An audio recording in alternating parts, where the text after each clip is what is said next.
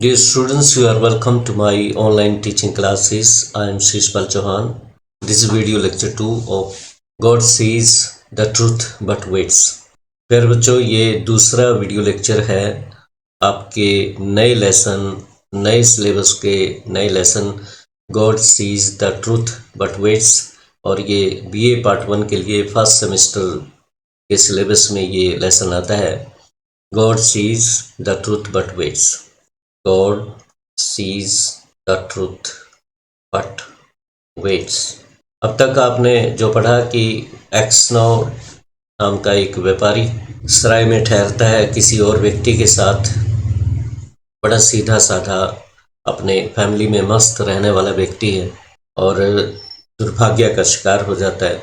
सराय में कोई और व्यापारी उसके साथ था, तो रात बिताई, इकट्ठे चाय पी, उन्होंने खाना वाना खा के एडजेसेंट रूम में सोने के लिए चले गए। एडजेसेंट रूम जैसे ये दीवार कॉमन है, तो ये एक्सनो का कमरा है, ये मकर सेमेनिच नाम था उसका दूसरे व्यक्ति का। तो एक्सनो को आगे निंजनी फेयर में जाना था, तो सुबह जल्दी उठता है, अपने ड्राइवर को घोड़ा बग्घियों में ही यात्राएं होती थी, बैलगाड़ी या घोड़ा बग्घी जो भी उस वक्त में यातायात के साधन थे, तो अपने ड्राइवर को जगाता है और कहता है कि जल्दी उठो और घोड़ों को चारा वारा डालो ताकि हम ठंड में सुबह सुबह यात्रा आरंभ कर दें। यात्रा आरंभ करने से पहले ही, जैसे ये इन है, सराय है, इसके पीछे उसका लैंडलॉर्ड का मकान था, तो किराया देने के लिए जो इन सराय का मालिक था उसको किराया देने के लिए चला गया और जल्दी ही वापस आके अपना यात्रा पे रवाना हो। और काफ़ी दूर चलने के बाद जैसे दोपहर होने को हो जाती है, तो घोड़ों को भी आराम चाहिए था और खुद को भी आराम चाहिए था, तो एक और सराय में वो रुके और उस सराय में चाय वाय के लिए ऑर्डर भी दिया हुआ है। और वहाँ पे पुलिस पहुँच जाती है और पुलिस उससे सवालात करती है, कई तरह के क्वेश्चन पूछती है, तुम कौन हो, कहाँ से आए थे। और आखिरकार ये होता है कि उसे अपने साथी जो रात को साथ वाले कमरे में सोया था व्यापारी, उसके कत्ल के इल्ज़ाम में उसको पकड़ लिया जाता है। और इसने अपनी सफाई दी, परंतु उसी के बैग में से खून से रंगा हुआ चाकू मिल जाता है। उसके आधार पे और कुछ और तथ्य थे, उसके आधार पे इसको जेल में डाल दिया जाता है। पत्नी को पता लगता है, तो पत्नी भी अपने छोटे बच्चों को लेके वहाँ पहुँच जाती है, उससे मुलाकात होती है और चलते वक्त पत्नी उससे धीरे से पूछती है कि क्या आपने ही कत्ल किया था। तो ये सुन के उसका दिल टूट जाता है एक्सनो का, और वो कहता है कि तुम भी मुझ पे शक कर रही हो। तो इसका मतलब तो ये हुआ कि ईश्वर ही उसको बचाएगा। अब दुनिया में कोई इस पे विश्वास नहीं कर रहा, उसकी पत्नी ही उस पे विश्वास नहीं कर रही, तो ये उसके दिल को बहुत बड़ा सदमा लगता है। तो आगे की कहानी पढ़ लेते हैं, और यहाँ से हमने एंड अप किया था। So you too suspect me, comprehension passage भी है। Said Aksionov and hiding his face in his hands he began to weep. और अपने चेहरे को छुपाते हुए अपने हाथों में वह रोना शुरू कर देता है। Then a soldier came to say, फिर एक सैनिक कहिए या पुलिस वाला कहिए, जैसे हमारे यहाँ जेलों में पुलिस वाले ही होते हैं, तो पुलिस वाला आया, कहने लगा कि अब मुलाकात का समय ख़त्म हो गया और जो पत्नी थी उनकी और बच्चे थे वो अब वहाँ से जाए। एक्सनो ने अपने परिवार को आखिरी बार अलविदा कहा। तो यहाँ तक हमारा लेक्चर 1 ख़त्म हो गया। अब सेकंड लेक्चर को लेके आगे बढ़ते हैं। When they were gone, Exno recalled what had been said। जब उसकी पत्नी और बच्चे चले गए, तो एक्सनो को के कानों में वही शब्द गूंज रहे थे कि क्या आपने कत्ल किया है, क्या आप तो नहीं थे वो। Aksionov recalled means remembered that had been said, जो उन्हें कहा गया था। And when he remembered that his wife also had suspected him, और जब एक्सनो को लगा कि उसकी पत्नी ही उस पर शक कर रही थी, he said to himself, तो उसने खुद को कहा, it seems that God can only know the truth। अब तो ये लगता है कि ईश्वर को ही सच का पता है। It's to him alone we must appeal. अब तो ईश्वर से ही हमें गुजारिश करनी चाहिए, रिक्वेस्ट करनी चाहिए, प्रार्थना करनी चाहिए। And from him alone expect mercy, और ईश्वर से ही हमें दया की उम्मीद रखनी चाहिए। And Aksionov wrote no more petitions, इसके बाद एक्सनो ने एक भी प्रार्थना पत्र नहीं लिखा, कोई एप्लीकेशन नहीं लिखी, दया की भीख नहीं मांगी। गिव अप ऑल होप, सारी उम्मीदें छोड़ दी। And only pray to God, और ईश्वर की ही प्रार्थना में वो जुट गया दिन रात। Aksionov was condemned to be flogged and sent to the mines, और सजा होगी। और सजा क्या हुई? माइंस खाने होती हैं जहाँ कोयला या कुछ और मटेरियल निकलते हैं, तो माइनों में उसे भेज दिया गया मेहनत करने के लिए। और कोरडे, जो कोड़े जिन्हें प्लॉ कहते हैं, चाबुक या कुछ भी, उससे पीटा जाए, ये सजा हुई। So he was flogged with a knot, एक रस्सी की गांठ के साथ उसे फ्लॉग किया गया, पीटा। And when the wounds made by the knot were healed, और जब ये जख्म भर गए फ्लॉगिंग की वजह से, he was driven to Siberia with other convicts, फिर उसे साइबेरिया में दूसरे अपराधियों के साथ भेज दिया गया। फॉर 26 ईयर्स, 26 वर्ष तक Aksionov lived as a convict in Siberia, और पूरे 26 साल तक वो एक अपराधी के रूप में, कॉन्विक्ट होता है जिसका अपराध प्रूव हो जाता है, साइबेरिया की जेल में रहा। His hair turn white as snow, और उसके बाल सफ़ेद हो गए जैसे कि बर्फ़ सफ़ेद होती है, इतने सफ़ेद हो गए। And his beard grew long, दाढ़ी लंबी होगी, थोड़ी पतली होगी, मीन्स छिद्दी होगी। एंड ग्रे, और सफ़ेद होगी। ऑल हिज मर्थ वेंट, उसके मन का उत्साह, जो खुशी होती है, जो उमंग होती है दिल की, वो सारी ख़त्म हो गई थी। ही स्टूप्ड, थोड़ा कूब निकल आया था, धीरे धीरे चलता था। स्पोक लिटल, बहुत कम बातें करता था। एंड नेवर लाफ्ड, उसके चेहरे पे कभी भी हंसी दोबारा नहीं देखी गई।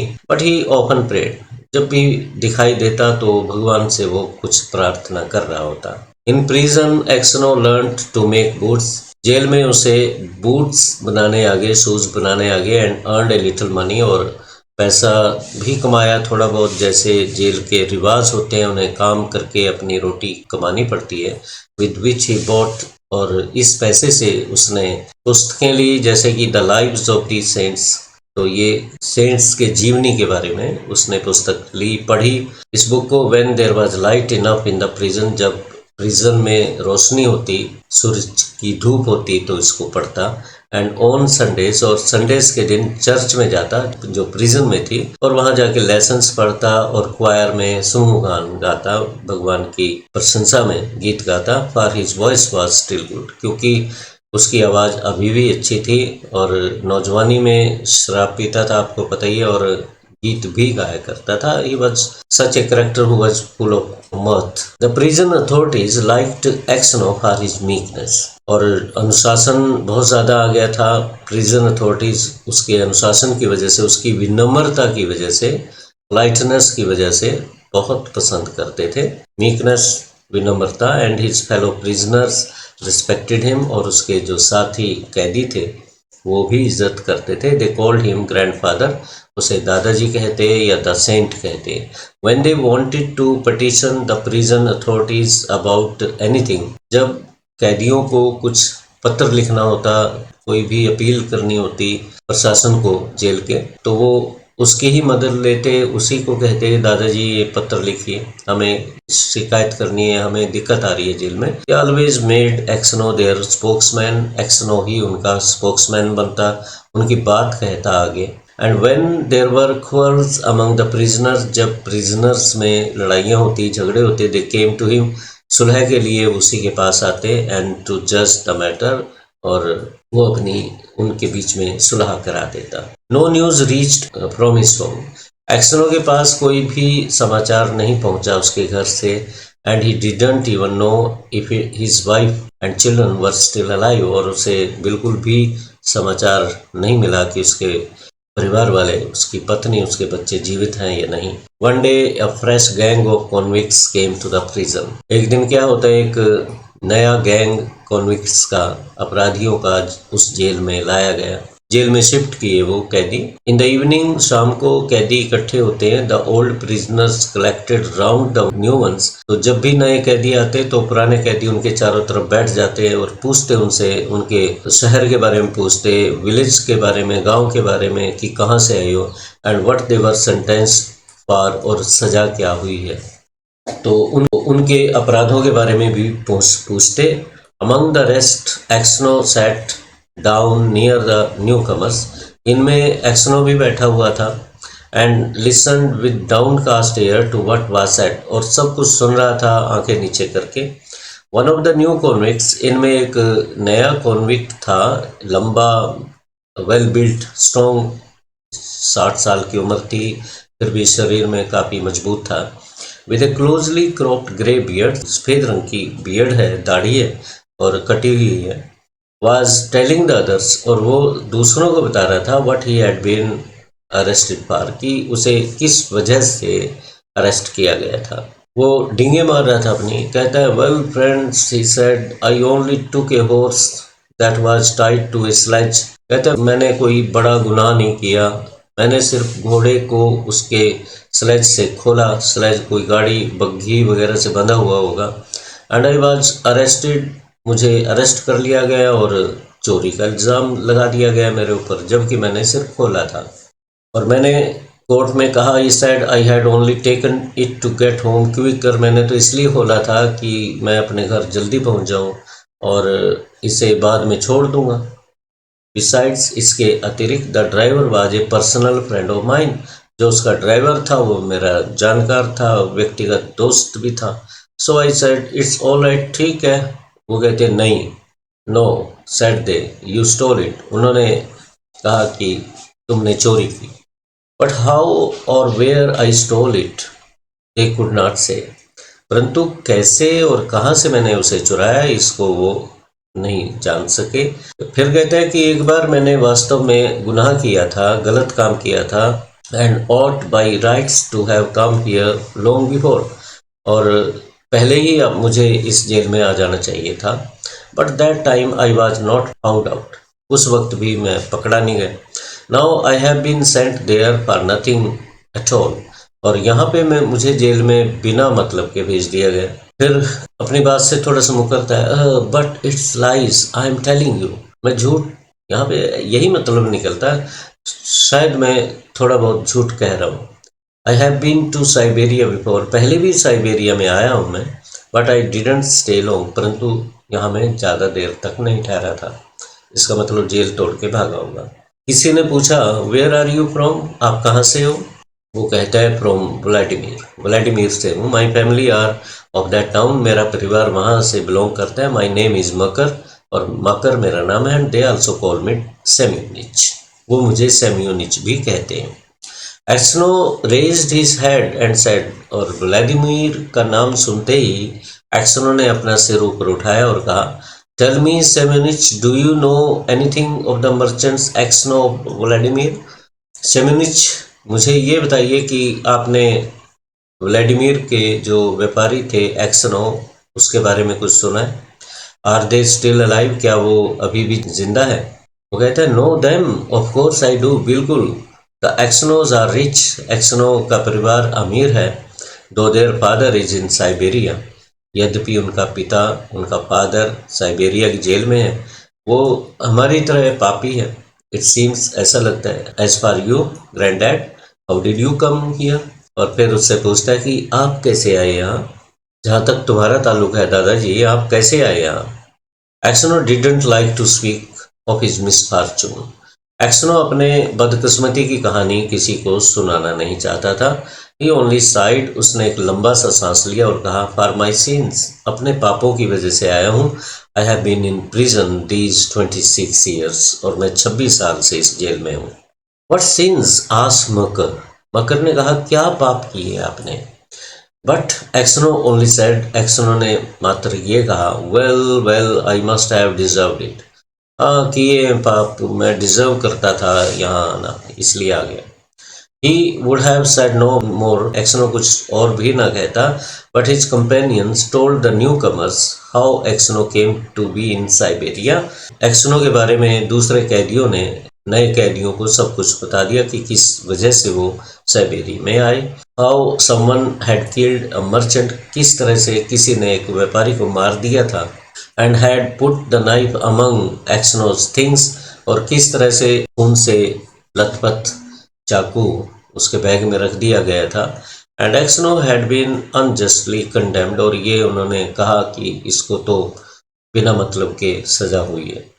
When मकर सेमनिच heard this, जब मकर सेमनिच ने ये बात सुनी, he looked at Exynos and slapped his own knee. Exynos की तरफ उसने देखा और अपने घुटने को थपथपाते हुए कहा, well this is wonderful, ये तो अद्भुत बात, really wonderful, बहुत ही अद्भुत बात है। But how old you have grown, granddad? दादाजी आप तो बहुत बूढ़े हो गए हो। The other asked him why he was so surprised. दूसरों ने उसे कहा कि तुम इतने सरप्राइज्ड क्यों हो, हैरान क्यों हो। And where he had seen Exynos before, जब उसने पूछा कि पहले से अधिक बूढ़े हो गए हो, कि आपने इसे कहीं और देखा था क्या, कहाँ देखा आपने इसे पहले। But Makar सेमनिच didn't reply. मकर ने उस बात का उत्तर नहीं दिया, उसने सिर्फ ये कहा, it's wonderful that we should meet here lads, लड़कों बस यही अद्भुत बात है कि हम यहाँ मिल रहे हैं। बात टाल गया, उसने बताया नहीं कि पहले कहाँ मुलाकात हुई थी। These words made Exno wonder whether this man knew who had killed the merchant, so he said, perhaps Semenich, you have heard of that affair, or maybe you have seen me before. और इन बातों को सुन के Exynos को ये लगने लगा कि इस व्यक्ति को पता है कि मर्चेंट को किसने मारा, जो उसके साथ व्यापारी, एक्सनो के साथ जो व्यापारी रात को ठहरा हुआ था, उसका कत्ल किसने किया, शायद इसे पता है। और पूछ लिया उसने, शायद सेमनिच आपने सुना होगा उस मामले के बारे में, और मुझे भी कहीं देखा होगा। How could I help hearing, कहता है कि सुने बगैर कैसे रह सकता हूँ। The world is full of rumours, दुनिया में इतनी अफवाहें चलती हैं, र्यूमर्स अफवाहें। But it's long time ago, बहुत समय पहले की बात है, 26 साल पहले की बात आप कह रहे हो। I have forgotten what I heard, जो मैंने सुना था मैं भूल गया हूँ। Perhaps you heard who killed the merchant, शायद ये तो सुना होगा। एक्सनो ने पूछा कि मर्चेंट को किसने मारा। मकर कहता है, हंसता हुआ कहता है वही व्यक्ति, उसी ने मारा होगा जिसके बैग से वो चाकू निकला। It must have been him in whose bag the knife found, it's if someone else hid the knife there, कहता है जिसके बैग में से चाकू निकला उसी ने मारा होगा। If someone else hid the knife there, अगर किसी ने उस चाकू को वहां छुपाया, he is not a thief till he is caught, जब तक वो पकड़ा न जाए तब तक वो चोर नहीं है। As the saying is, जैसे कि कहावत है, How could anyone put a knife into your bag while it was under your head? आपके बैग में कोई चाकू कैसे छुपाएगा जबकि बैग आपके सिर के नीचे है। It would surely have woken you up. आपकी तो ऐसे में नींद खुल जानी चाहिए। अब ये शब्द उसने कहे, उसे कैसे पता कि चाकू किसी और ने छुपाया है या फिर उसका बैग उसके सिर के नीचे था जब वो सोया हुआ था, ऐसे तथ्य कैसे पता लगे उसे।